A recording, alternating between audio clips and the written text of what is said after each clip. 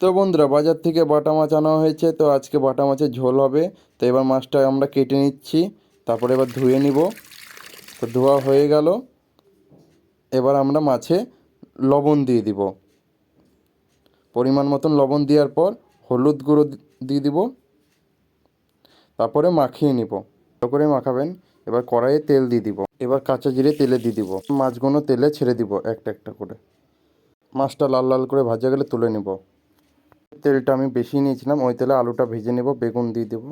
এবার টমেটো দিয়ে দিলাম, এবার পরিমাণ মতন লবণ, হলুদ, এবার নেড়ে নিব। নেড়ে নিয়ে লঙ্কাটা দিয়ে দিলাম। এবার নাড়া হয়ে গেছে, মাছটা কড়াইয়ে ঢেলে দিলাম।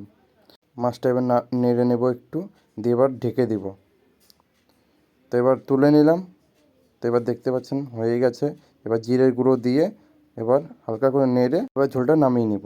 কেমন হচ্ছে কমেন্টে জানান আর লাইক সাবস্ক্রাইব করুন।